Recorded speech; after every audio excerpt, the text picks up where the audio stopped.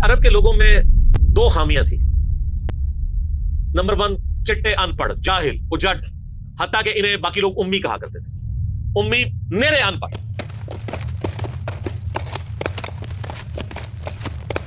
दूसरी खामी थी कि ये लोग आपस में लड़ते रहते थे। लेकिन दो खूबियां भी थी।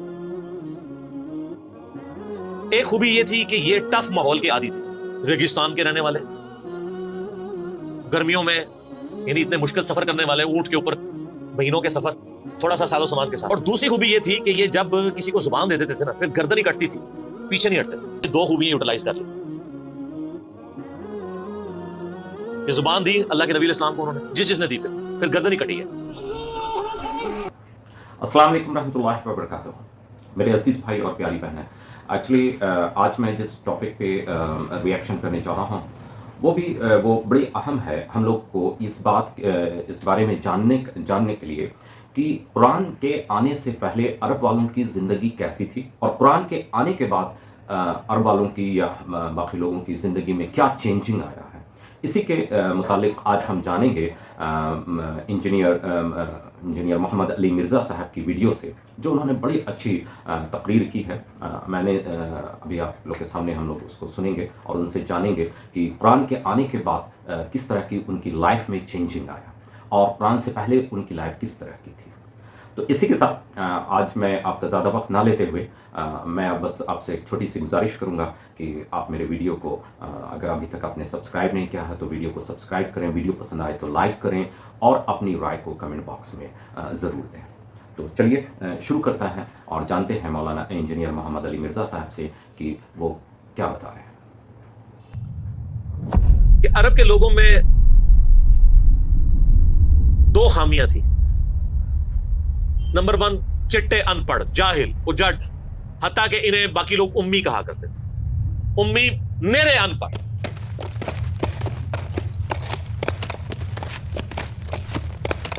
दूसरी खामी थी कि ये लोग आपस में लड़ते रहते थे, खानदानों के खानदान खत्म हो जाते थे। पानी पीने पिलाने के ऊपर झगड़ा हुआ है तो 10 साल लड़ाई हो रही है। ये दो खामियां थी। नंबर वन, चिट्टे, अनपढ़। नंबर दो, लड़ाकू लेकिन आपस में। लेकिन दो खूबियां भी थी।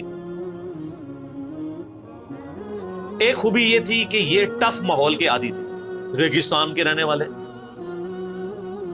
गर्मियों में यानी इतने मुश्किल सफर करने वाले, ऊंट के ऊपर महीनों के सफर, थोड़ा सा साजो सामान के साथ। और दूसरी खूबी ये थी कि ये जब किसी को जुबान दे देते थे ना, फिर गर्दन ही कटती थी, पीछे नहीं हटते थे, चाहे किसी दुश्मन को भी जुबान दी है। अल्लाह ने उनकी ये दो खूबियां यूटिलाइज कर ली। ये जुबान दी अल्लाह के नबी इस्लाम को उन्होंने, जिसने दी फिर गर्दन ही कटी है। और दूसरी खूबी के वो टफ माहौल के आदी थे लेकिन लड़ते आपस में। अल्लाह ताला ने उनकी खामी कैसे पूरी की कि उनको एक लीडर ऐसा दे दिया जिसने सारे कबाइल को एक झंडे के नीचे जमा कर दिया और जहालत के लिए दूर करने के लिए उनको उनकी जुबान में किताब दे दी। अब जिसने सूरह बकरा, सूरह निसा, सूरह मायदा हिफ्ज की हुई है, उसके सामने कोई क्रिश्चियन का पादरी, क्या यहूदियों का पादरी वो बैठ सकता था? जितने उनके दलाइल थे उन्होंने वो जुबानी याद किए हुए थे। तो वो लोग जो अपने आप को समझते थे कि हम बड़े अल्लामा हैं और ये उम्मी हैं, उन उम्मियों ने उनको इल्म में भी उलट के रख दिया, सिर्फ एक कुरान की वजह से। और अल्लाह ने लीडर दिया, सारे अरब कबाइल जमा हुए। वो अरबी जो आपस में लड़ते थे, उन्होंने कभी ये सोचा भी नहीं था कि अगर हम एक झंडे के नीचे जमा हो जाए तो हम दुनिया की सुपर पावर्स को उलट सकते हैं, रोमन और पर्शियन एम्पायर को। और देखें सर फिर कैसे उल्टा है उन्होंने। विद इन 17 ईयर्स हर चीज उड़ा के रख दी है। सदियों की सल्तनतें, लाखों की रिजर्व्ड आर्मीज रोमन और पर्शियंस पूरी दुनिया पे घूमते कर रही हैं, जदीद असला है। और इधर ये बद्दू हैं जिनके पास ऊंट हैं, घोड़े हैं, तलवारें हैं। ना मंजनीक इन्होंने कभी देखी, ना इनके पास उस तरह के हाथी बड़े बड़े जो पर्शियंस के पास थे। बस चल पड़े, कलमा पड़ा और निकल खड़े हुए। फिर दुनिया ने देखा कि हर चीज को उलट के रख दिया, उन्हीं के असले उनसे छीन के उन्हीं को उलट दिया। वो सारी की सारी बिजली किसने भरी थी उनके अंदर? इस किताब में। ये किताब थी کتاب پڑھتے تھے, ایمان تازہ کرتے تھے. جہاد کا کیوں ذکر ہے اتنا قرآن کے اندر؟ کیونکہ اللہ نے ایک ایسی امت اٹھانی تھی جس نے تلوار کے زور پہ اکھاڑنا تھا رومن اور پرشین. ہم مانتے ہیں کہ اسلام تلوار کے زور پہ پھیلا ہے, لیکن یہ تصویر کا ایک رخ ہے. تصویر کا دوسرا رخ یہ ہے کہ جو بدماش صدیوں سے دنیا پہ حکمران تھے اور لوگوں کی رعایا کا استحصال کر رہے تھے, اپنی رعایا کا, ان پہ انہوں نے اتنے ٹیکسز لگائے ہوئے تھے, ان کو اکھاڑنے کے لیے کیا میٹھی میٹھی باتیں چاہیے تھی؟ طارق جمیل صاحب کے لیکچرز نے رومن اور پرشین امپائر اکھاڑنی تھی. یہ تو ان لوگوں کے لیے نہیں مسلمان ہو چکے ہیں. بدماش کب اپنی پوسٹ چھوڑتے ہیں؟ ان کو پھر اسلحے کے زور پہ اکھاڑنا تھا. اور پھر اللہ نے صحابہ کرام کی تلواریں مسلط کی ان کے اوپر. جب اکھاڑ دی, فریڈم آف ایکسپریشن مل گیا, پھر معاملات سیدھے ہو گئے. اس زمانے میں بادشاہ کا دین رعایا کا دین ہوتا تھا. اگر کوئی رعایا کہے نا کہ میں بادشاہ کے دین سے الگ ہوتا ہوں, قتل ہو جاتا تھا. آپ پتہ عیسائیت کیسے پھیلی ہے؟ یہ تو سارے بت پرست تھے. کانسٹنٹائن II, جس کے نام پہ قسطنطنیہ شہر تھا جو بعد میں مسلمانوں نے فتح کیا, سلطان محمد فاتح نے, ٹرکی والوں نے اس پہ ایک فلم بھی بنائی ہے, اردو ڈبنگ کے ساتھ ہے. ایک ہی نشست میں آپ دیکھ سکتے ہیں 2.5-3 گھنٹے کی. جو فلمیں دیکھتے ہیں ان کے لیے, مولویوں کے لیے نہیں. تو اس نے وہ قسطنطنیہ فتح کیا, پھر اس کا نام استنبول رکھ دیا. وہ کانسٹنٹائن II جو تھا وہ کرسچن ہو گیا تھا.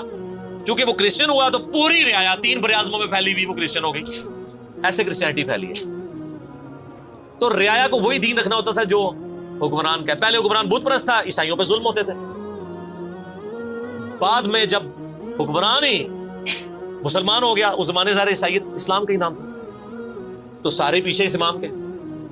یہ بڑا خطرناک معاملہ تھا. دوسری طرف پرشین جو ہیں وہ آتش پرست تھے, ان کے نیچے آتش پرستی کا دین چل رہا تھا. تو یہ پھر ضرورت تھی کہ فریڈم آف ایکسپریشن دیا جاتا. اسلام نے تلوار کے زور پہ ان کو اکھاڑا, ان کی بدماشیاں ختم کی, اور ایسی ختم ہوئی کہ بخاری مسلم کی حدیث ہے, نبی علیہ السلام نے فرمایا ان قریب کیسر ختم ہو جائے گا, پھر قیامت تک کوئی کیسر نہیں ہوگا. ہائے ہائے ہائے سر, یہ پروفیسیز اللہ کی تائید کے ساتھ ہی کوئی دے سکتا ہے. ان قریب کسرا ختم ہو جائے گا, قیامت تک کوئی کسرا نہیں ہوگا. دیکھ لیں 1500 سال ہو گئے ہیں, نہ رومن امپائر دوبارہ بنی, نہ پرشین امپائر دوبارہ بنی. حتیٰ کہ اب تو وہ کانسیپٹ ہی ختم ہو گیا, ملکوں والا کانسیپٹ آ گیا. اور اس زمانے میں یہ بات کرنا ایک ایسے شخص کا جس کے اوپر ایمان لانے والے گنتی کے لوگ ہوں, بہت بڑی بات تھی. اور اللہ نے پھر اکھڑوایا. اور آج فریڈم آف ایکسپریشن ایسا ہے کہ آج تلاوت ہو رہی ہوتی ہے تو ٹرمپ بھی بیٹھ کے سن رہا ہوتا ہے. کیوں؟ حالانکہ وہ کرسچن ہے. فریڈم آف ایکسپریشن آ گیا. آپ جائیں امریکہ میں, آپ کسی مارکیٹ میں مسلح ڈال کے نماز پڑھیں, کوئی آپ کو منع نہیں کرے گا. الٹا آپ کے ساتھ سیلفیاں بنا رہے ہوں گے کہ یہ کیا ہو رہا ہے. تو پہلے کوئی سوچ سکتا تھا کہ فرعون کے سامنے کوئی نماز پڑھتا؟ جادوگروں نے ذرا سی بات کی, ایمان لے کے آئے, تو اس کے بعد تمہیں سولی دے دوں. تو یہ اسلام اس دور جدید کا خالق ہے, اور یہ دور جدید کو تخلیق جو اسلام نے دی ہے وہ قرآن کے ذریعے. ایک علامہ وحید الدین خان صاحب ہیں انڈیا کے, 90+ ان کی ایج ہے. انہوں نے کتاب لکھی ہے اسلام دور جدید کا خالق. اسی ٹاپک کو ایڈریس کی, کمال کی کتاب ہے وہ, اور پڑھنے سے تعلق رکھتی ہے. آپ گوگل سے اس کا PDF بھی ڈاؤن لوڈ کر سکتے ہیں, چھوٹی سی کتاب. تو انگلش میں بھی ایک کتاب لکھی ہے, گاڈ رائزز, خدا ابھرتا ہے. خدا پھر جو ابھرا ہے نا جی قرآن کے ذریعے. خدا کو تو خیر مخلوق کی ضرورت نہیں ہے, لیکن مخلوقات نے جو تماشا بنایا ہوا تھا نا, اس تماشے کو ہمیشہ کے لیے اللہ تعالیٰ نے اپنے پیغمبر امام اعظم سیدنا و مولانا محمد رسول اللہ صلی اللہ علیہ وآلہ وسلم کے ذریعے شرک کا خاتمہ کر کے قیامت تک کے لیے دین اسٹیبلش کیا اس کتاب کے ذریعے. اب یہ کتاب قیامت تک نبی علیہ السلام کا معجزہ ہے. یہ کتاب ہے سر جس نے دنیا پلٹ دی, اور یہ وہ کتاب ہے جو ہم صرف اپنی بچی کو جب رخصت کرنے لگتے ہیں نیچے سے گزارتے ہیں, ٹھیک ہے, اور چوم کے غلاف میں رکھ دیتے ہیں. اس سے زیادہ اس قرآن کو ہم کوئی اہمیت نہیں دیتے.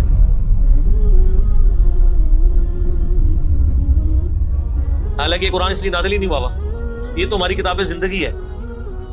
لیکن ماشاءاللہ ایسی سازش اسلام کے خلاف کی ہے کافروں نے, نہیں مسلمانوں نے, پوری نیک نیتی کے ساتھ جنازہ نکالا دین کا, اور ایک سلوگن دے دیا قرآن نہیں ڈائریکٹ پڑھنا گمراہ ہو جاؤ گے. قرآن میں بڑی بڑی مشکل چیزیں ہیں, اس کو ہاتھ نہیں لگانا. یہ یہودی بات کرتے تو ہم کہتے ہیں یہ اللہ کے دشمن ہے. مسلمان کہہ رہے ہیں, ہم کہہ رہے ہیں بالکل صحیح کہہ رہے ہیں. وہ میرا کلپ آیا نا پچھلے, لیکن اور ایک مولوی نے کہا ہے, تو وہ اسلام 360 کے اوپر جو اس نے حملہ کیا, تو میرا کلپ بھی اس پر ریکارڈ ہوا ہے. تو پہلے تو لوگ کہتے تھے کہ ہم ہی باتیں کرتا ہے, اب تو ویڈیو میں لوگ ریکارڈ کرا رہے ہیں کہ جی قرآن ڈائریکٹ نہیں پڑھنا آپ گمراہ ہو جائیں. اچھا, آج تک آپ نے کبھی نہیں سنا یہ کہ فلاں مولوی کی کتاب ڈائریکٹ نہیں پڑھنی آپ گمراہ ہو جائیں گے. یعنی مولوی کڈا سیاڑا ہے کہ اس کو طریقہ پتا ہے کہ میں نے بات کیسے سمجھانی ہے, اور اس کو ایسی کتاب لکھنی بھی آتی ہے جو گمراہ نہ کرے. اور اللہ کو ایسی کتاب نہیں دینی آئی کہ جو گمراہ ہونے سے بچا لے. قرآن میں کہاں ہے کہ یہ گمراہ کرتا ہے؟ وہ تو اللہ نے ٹانٹ کیا کہ جو قرآن پہ ایمان نہیں لاتے وہ گمراہ ہوتے ہیں. جو ایمان لے ہیں اور بات مان لیں وہ کیسے گمراہ ہوں گے؟ یہ تو تعریف کی ہے انہوں نے. تو اس کتاب نے جناب دنیا کی کایا کلب کی ہے, اور اس کا ٹیسٹ آپ تبھی فیل کر سکتے ہیں جب آپ عربی جانتے ہو تھوڑی بہت, یا پھر اگر آپ نے اردو میں ٹیسٹ لینا ہے تو آپ مولانا مودودی رحمہ اللہ کا ترجمہ پڑھیں. وہ اسی سوز و گداز کو ٹرانسلیٹ کرتا ہے اردو کے اندر. میں نے ابھی تک کسی اور بندے کے ترجمے کو نہیں دیکھا کہ جو ترجمے بڑے لوگوں نے کیا, مطلب بریلوی صاحب نے, شریف تھانوی صاحب نے, ان دونوں کے ترجمے تو ویسے ہی وقت کے ساتھ ختم ہو گئے اس لحاظ سے کہ اس میں تو کئی الفاظ جو ہیں وہ پرانی اردو کے ہیں. ہمارے نئے بچوں کو تو سمجھ نہیں آتی یہ لکھا کیا ہوا ہے. ہم نے کئی سنگتیں ہلاک کر دی. سنگتیں پتہ کسے کہتے ہیں؟ نہیں پتا. کئی امتیں, انہوں نے امت کا ترجمہ سنگت کیا, اس زمانے میں وہ چلتا تھا. ٹھیک ہے, آج کل اگر آپ اعلیٰ حضرت کا یہ ترجمہ رکھے تو لوگوں کو نہیں سمجھ آئے. لیکن مودودی صاحب نے چونکہ لیٹسٹ اردو میں ترجمہ کیا اور پھر وہ سوز و گداز ٹرانسفر کیا. میرا چیلنج, آپ کوئی قرآن کی صورت نکالیں اپنی مرضی کی, باقی ساروں کے ترجمے رکھیں, پھر مودودی صاحب کا بھی پڑھیں, تو آپ کو لگے گا کہ آپ کا دل تیزی سے دھڑکنا شروع ہو گیا ہے. الفاظ کے چناؤ, پھر اس میں جو ردم ہے. اور وہ انہوں نے تفہیم القرآن کے مقدمے میں لکھا ہے کہ میں نے دیکھا ہے کہ ہمارا نوجوان قرآن ترجمے سے لے کے بیٹھتا بھی ہے نا تو بور ہو جاتا ہے. تو ان کا میں نے سمجھا کہ کیوں ہوتا ہے بور, کیونکہ وہ تو پڑھ رہے تھے اردو میں, اللہ نے تو قرآن نازل کیا عربی میں, عربی اس نے سیکھنی کوئی نہیں ہے. اور اردو نے جو ترجمہ کیا ہوا ہے وہ انہوں نے ترجمہ کیا ہوا ہے ایز اے اسٹوری بک. یہ تو کتاب زندگی ہے, یہ تو زندہ کتاب ہے, بلکہ مسلمانوں کی زندگی کا سبب ہے. صحیح مسلم میں حدیث ہے, اللہ اس کتاب کی وجہ سے قوموں کو عروج دے گا اور اس کتاب کی وجہ سے لوگوں کو, امتوں کو زوال دے گا. جس کو ڈاکٹر اقبال نے پھر شعر میں کہا, وہ زمانے میں معزز تھے مسلمان ہو کر اور تم خار ہوئے تارک قرآن ہو کر. وہ زمانے میں معزز کون؟ صحابہ اہل بیت تابعین تبع تابعین. اور تم خار ہوئے کون؟ اسی. اور صرف اسی نہیں, ساڑھے بزرگ بھی. یہ نہ سمجھیے گا, ظاہر آپ تو ہم کہہ سکتے ہیں نا, ڈاکٹر اقبال کے زمانے میں انڈیا پاکستان بنگلہ دیش کے جتنے بابے زندہ تھے, آج تو کہہ سکتے ہیں مر گئے ہیں. ڈاکٹر اقبال جب یہ شعر کہہ رہا تھا تم خار ہوئے تارک قرآن ہو کر, تو وہ خار احمد بریلوی صاحب, اشرف تھانوی صاحب, یہ سارے لوگ زندہ تھے اس وقت, تو انہی کو ہی کہہ رہے تھے نا. حتیٰ کہ قرآن کے ترجمے کو بھی گناہ سمجھا گیا. یہ تو بہت بعد میں ترجمہ ہوا ہے, پہلے ترجمہ شاہ ولی اللہ دہلوی نے کیا. پہلے تو لوگ کہتے ہیں قرآن کا ترجمہ کرنے کی ضرورت نہیں ہے. اور یہاں لوگ کہتے ہیں بزرگوں کی بڑی خدمات ہے. ہم پوچھتے ہیں 1000 سال سے بزرگ یہاں بیٹھے ہوئے ہیں, کسی ایک بزرگ کا قرآن کا بخاری کا ترجمہ مجھے دکھا دیں کہ جی یہ سلطان بہو نے دیکھے نہیں قرآن کا ترجمہ کیا, یہ جی داتا صاحب نے بخاری شریف کا ترجمہ کیا. کیا انڈیا پاکستان بنگلہ دیش کے لوگوں کی زبان عربی تھی؟ فارسی تھی نا. تو کسی بزرگ کو توفیق نہیں ہوئی ہے کہ قرآن کا فارسی میں ترجمہ کر دے. اتنا بڑا چھکا میں نے مارا ہے کہ قیامت تک یہ روئیں گے. آندھا کو کیا نا بزرگوں کی خدمات ہیں. ہمارے پرائم منسٹر صاحب بھی کہتے ہیں نا جی وہ فرید الدین گنجے شکر کی بڑی تعلیم. فرید الدین گنجے شکر صاحب نے کون سا قرآن کا ترجمہ کیا؟ اگر کسی نے قرآن کا ترجمہ ہی نہیں کیا, بخاری مسلم کا ترجمہ نہیں کیا, وہ کیا خدمات کرتا رہے؟ وہ اپنی تعلیمات دیتے رہے. صحیح غلط اس کا فیصلہ ہم نہیں کرتے, وہ تو پھر میں اور طرف چل پڑوں گا. صرف جو خدمات والا ڈونگ رچایا ہوا ہے نا وہ میں آپ کو بتا رہا ہوں. جتنوں کے مزار بنائے ہوئے ہیں آپ نے, کسی ایک کا ترجمہ دکھا دیں قرآن کا, تو یہ پھر انہوں نے جان بوجھ کے سیاست کی اسلام کے نام کے اوپر, اپنی باتیں کرواتے رہے. سر ان کو پتا تھا قرآن کا ترجمہ ہو گیا, سورہ زمر اور سورۃ الانعام اگر اردو میں آ گئی تو بابوں کو کس نے پوجنا ہے؟ سر بخاری کا اگر ترجمہ ہو گیا تو ساروں نے تو رفع الیدین سے نماز پڑھنی ہے, بابے سارے بغیر رفع الیدین والے نے. یہ وجہ تھی کی بڑی ہوشیاری ہے انہوں نے. یہ نہ سمجھو بولے سمجھے, بہت ہوشیار سمجھے. اور دیکھ لینا پھر آپ رزلٹ سامنے آ گئے. جدھر ترجمے ہوئے ہیں وہ کہنا نہیں پیو دادے تے ایتھے ہاتھ بندہ سی, اے ایتھے بندہ ہے, تو رزلٹ نکل آیا نا. اسی لیے بزرگ جو کام کرتے ہیں وہ حکمت سے خالی نہیں ہوتا. ہاں انہوں نے بڑی ہوشیاری دکھائی ہے آپ کے ساتھ, لیکن اللہ کا وعدہ ہے هو الذی ارسل رسولہ بالہدی ودین الحق لیظہرہ علی الدین کلہ.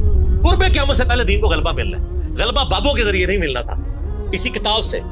جس کتاب نے پہلے غلبہ دلایا, اب آج دیکھیں بچہ اینڈرائڈ فون کھولے ہوئے ہے, کوئی آیت آتی ہے ترجمہ پڑھ لیتا ہے. تو سر یہ خدمت تو پھر انہوں نے کی ہے نا اسلام کی. اچھا یہ اینڈرائڈ فون کس رحمت اللہ علیہ نے بنایا تھا؟ وہ کہتے ہیں بزرگ تے دنیا کلب کر دے نگاہ مار کے. وہ بزرگوں نے لے آؤ تے ٹھیپا موبائل نیچے چلا سکتے. آپ مجھے بتائیں میں کسی بزرگ کو قبر سے نکالوں اور اس کو یہ موبائل چلا لے گا؟ آپ کا بچہ چلا لیتا ہے. اور کسی کا اگر اتنا ایمان ہے نا بزرگوں کے اوپر, تو آج والے بزرگوں پہ بھی ہے. تو میں نے ان کو بڑی دفعہ مشورہ دیا ہے کہ بزرگ جو جناب دنیا چلا رہے ہیں, تو میں ان کو کہتا ہوں آپ کو بزرگوں کے ساتھ جہاز پہ بٹھاتے ہیں, جب 10 کلومیٹر ہائٹ پہ پہنچ جاتا ہے یہ بوئنگ جہاز, جب پہنچے تو ہم پائلٹ کو کہے کہ تو تے بھائی بسم اللہ پڑھ کے تے پیراشوٹ نال کود جا، ہن بزرگ چلان تے جہاز لینڈ کران، وہ کتنے لینڈ ہوئے گا جہاز؟ بزرگاں دے مرید بھی اس جہاز ہی نہیں بیٹھ لگے، جہاں تمہیں کہتے ہیں بزرگ دنیا چلا رہے ہیں ان کو بھی پتا ہے جہاز کو نہیں لینڈ ہونا، اور جو جہاز نہیں لینڈ کرا سکتا، میں کہتا ہوں کسی بزرگ کو آپ لا کے جہاز کے کاک پیٹ میں بٹھا دینا، وہ نہیں لینڈ کرا سکتا. ہاں لینڈ کرائے گا اگلے جہاں جا کے، وہ بھی وہ نہیں کرائے گا، خود ہی ہوئے گا. سب کہانی ہے، کہانیوں کا دور ختم ہو چکا ہے، کیونکہ اب ایک نعرہ عام ہے. کون سا؟ کہ نہ میں وہابی نہ میں بابی، میں ہوں مسلم علمی کتابی. تو یہ علمی کتابی جب ہم کہتے ہیں تو وہ علم کون سا علم ہوتا ہے، وہ کتاب کون سی کتاب ہوتی ہے؟ یہ اللہ کی کتاب جس میں ہم بات کر رہے ہیں. تو آپ دیکھیں میں نے اس پہ بھی 30-35 منٹ لگ گئے. اب آپ آ جائیں سورہ النبا. تو سنا بھائی آپ نے بڑی اچھی بات انہوں نے کہی کہ قرآن کے آنے سے پہلے جتنے بھی عرب والے تھے وہ امی تھے، یعنی کہ جاہل تھے، پڑھنا لکھنا نہیں جانتے تھے، اور یہ آپس میں ایک دوسرے کے ساتھ ہمیشہ کسی نہ کسی بات کو لے کر کے لڑتے جھگڑتے رہتے تھے. لیکن انہوں نے ایک بڑی اچھی بات بتائی کہ ان کے اندر 2 کوالٹیز بھی تھی. وہ ایک کوالٹی یہ تھی کہ اگر یہ اپنی زبان دے دیتے تھے کسی بھی بات کو پہ، تو چاہے وہ دشمن کیوں نہ ہو، پھر اس پہ وہ اڑے رہتے تھے اپنی زبان پہ. تو یہ ایک بڑی اچھی بات تھی، اور اس سے ہی شاید اللہ تعالیٰ کو ان کی یہ باتیں اچھی لگی، جس کی وجہ سے رسول اللہ صلی اللہ علیہ وسلم ان کے بیچ آئے. پھر اس کے بعد قرآن آیا، اور قرآن آنے کے بعد پھر انہوں نے، اور یہی آپ ہم لوگ دیکھ لیں، جتنے بھی صحابہ نے جو اسلام کو قبول کیا، پھر چاہے ان کے اوپر کتنا بھی ظلم ہوا، ایک بار اللہ کے رسول پہ اور اللہ پہ یقین کر لیا انہوں نے، اور اللہ کے رسول پہ انہوں نے جو وعدہ کر لیا، تو اس کے بعد ان کے اوپر ہزاروں لاکھوں ظلم ہوئے، پتھر مارے گئے، نکالے گئے، لیکن وہ اپنے اس سے وعدوں سے پیچھے نہیں ہٹے. تو شاید اسی وجہ سے اللہ نے ان کی یہ کوالٹیز کو دیکھ کر کے قرآن بھی اتارے، اور قرآن آنے کے بعد پھر ان کے اندر میں علم ہوا، تو جس کی وجہ سے پھر وہ دنیا میں رائز کیے. اور جتنے بھی اس ٹائم میں فوجیں تھی، جیسا انہوں نے بتایا کہ قرآن جو ہے، لوگ جیسا بولتے ہیں کہ تلوار کی زور پہ بڑھا، تو تلوار کی زور کے لیے صرف انہوں نے استعمال کیا ہے تلوار کا کہ جو برے امپائرس اس ٹائم میں جو تھے، جو بادشاہ لوگ تھے، جو ظلم کرتے تھے اپنی پرجا پہ، تو اس سے فائٹ کیا اور ان سے نجات دلایا، اور ایک بہترین نظام پھر جو ہے اللہ نے اپنے رسول کے ذریعے اور صحابوں کے ذریعے سے ایک بہترین نظام جو ہے قائم کرایا، اور دنیا میں اس وجہ سے اسلام جو ہے پھیلا. تو اسی کے ساتھ آج کے لیے بس اتنا ہی. اپنا بڑا خیال رکھیے گا، اور اس چینل کا بھی. اللہ حافظ.